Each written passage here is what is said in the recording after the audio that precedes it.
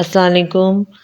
आप सब लोग कैसे हैं? अपने घरों में खैरियत से होंगे। एक नए दिन के आगाज़ के साथ मैं हाज़िर हूँ और आज जो है मेरे डैडी वापस जा रहे हैं कनाडा मेरी बहन के पास। तो मैं आज जल्दी-जल्दी रोटी पका रही हूँ और इसके साथ-साथ मैं उदास भी हो रही हूँ सोच-सोच के कि वो अब चले जाएँगे। तो एक आदत सी हो जाती है ना कि आप अपने पेरेंट के साथ रहते हैं, उनके साथ सुबह मैं जा रही हूँ नाश्ते के लिए, दोपहर में जा रही हूँ खाने के लिए, उनको देखती हूँ, लुक आफ्टर करती हूँ। तो एकदम से चले जाते हैं, रूटीन भी वो ख़त्म हो जाती है। अब शुरू-शुरू में तो बहुत फ़ील होता है। तो मैं जल्दी-जल्दी उनके लिए रोटी पका रही थी और साथ में मैं सोच के उदास भी हो रही थी कि आज वो चले। अच्छा, मेरे दिमाग में ये बात भी आ रही थी कि लोग कहते हैं ना, नहीं-नहीं भाइयों की ज़िम्मेदारी है माँ-बाप का ख़्याल करना, बेटियों की कहाँ ज़िम्मेदारी, ये बोलते हैं कि बेटियाँ तो अपने घर की होती हैं, वो क्यों माँ-बाप का ख़्याल रखेंगी। तो ये सोच जो है ना हमारी सोसाइटी की है कि माँ-बाप जो हैं बस बेटे की ज़िम्मेदारी है। भई बेटे भी मैं तो कहूँगी पराया तन होते हैं। मुझे तो ये सोच-सोच के हँसी आती है कि एक तरह से अपने घरों में बेटों का भी आजकल जो है क्लब सैंडविच बना हुआ होता है, इनका भी। तो भई आप लोग बेटों पर तो ढोल बजाते हैं और बेटियों पे नहीं बजाते, तो बेटों का इसमें क्या कसूर है? बेटे भी बहुत मजबूर होते हैं बेचारे, अपनी बहनों की तरफ देखते हैं कि शायद हमारा साथ दे दें। या फिर अल्लाह ने बेटियों को इतना नवाज़ा होता है कि वो सब कुछ कर सकती हैं। बेटे तो फिर 2-2 बातें करके चले जाते हैं, बल्कि बेटों को तो ज़्यादा बातें ही नहीं आती, मैं तो ये कहूँगी। हाँ, बेटियाँ जो है घंटा-घंटा माँ-बाप के साथ बैठ के फ़ज़ूल बातें करके हँसती रहती हैं और माँ-बाप को भी हँसाती रहती हैं और माँ-बाप जो हैं वो खुश होते रहते हैं उनकी बातें सुन।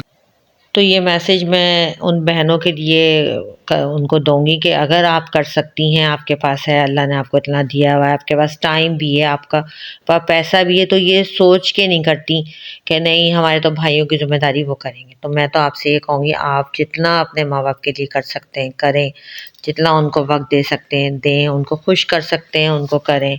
क्योंकि अगर आप नहीं करेंगे तो मैं तो आपसे कहूँगी आपने अपनी पूरी दुनिया ही ख़राब कर दी। दुनिया के साथ-साथ आपने अपनी आख़िरत को भी गँवा दिया। क्योंकि देखिए माँ-बाप कभी नहीं कहते बेटियों से, बेटों से कि आओ हमारा करो। ये तो आपका एहसास होता है, ये बंदे का खुद ही एहसास होता है कि वो खुद एहसास करके अपने माँ-बाप का कुछ काम कर ले। तो इस वक़्त मैं जल्दी-जल्दी खाना पका रही थी, मैंने आलू बैंगन का सालन पकाया और मेरे अब्बू आलू बैंगन बगैर नमक के खाते थे, ये मैंने उनके लिए अलग बगैर नमक के निकाला। उनके लिए जल्दी-जल्दी मैं उनके लिए खाना लेके जा रही थी। तो बस आज उन्होंने चले जाना था, मैं उदास भी थी और आज वैलेंटाइन डे भी था। तो ये मेरे हस्बैंड बुके लेकर आ गए, हालाँकि ना वो इस चीज़ को वो करते हैं कि मनाना चाहिए ना मैं, लेकिन बस वो उनकी आदत है कि जब भी वैलेंटाइन डे होता है, कोई बर्थडे या कोई मौका होता है, वो ज़रूर लेकर आते हैं बुके। गजरे भी लेकर आए थे वो। लेकिन फिर भी मैं आपसे कहूँगी आजकल हालात ऐसे चल रहे हैं कि हर तरफ हर किसी को कोई ना कोई टेंशन है। अगर किसी लम्हे आपको कोई खुशी मिल रही है, किसी पल आप खुश हो सकते हैं, तो इस खुशी को ज़रूर सेलिब्रेट करनी चाहिए।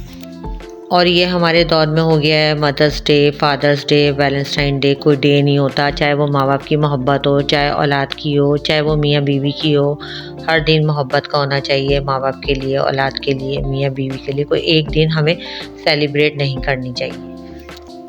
क्योंकि काफ़ी पहले से ही स्टार्ट हो जाता है कि वैलेंटाइन डे आ रहा है, वैलेंटाइन डे आ रहा है, और इस दिन तो कुछ ज़्यादा ही रश होता है।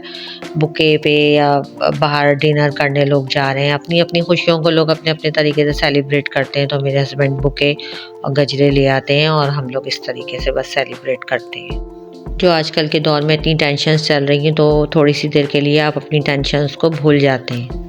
बस आज का व्लॉग मेरा इतना ही था। आप लोग भी बताएँगा कि आपके हस्बैंड भी कोई ऐसी सेलिब्रेशन वगैरह करते हैं या नहीं, और करते हैं तो फिर क्या करते हैं। अपना बहुत ज़्यादा ख्याल कीजिएगा, लाइक कर दीजिएगा, शेयर कीजिएगा। अल्लाह हाफ़िज़।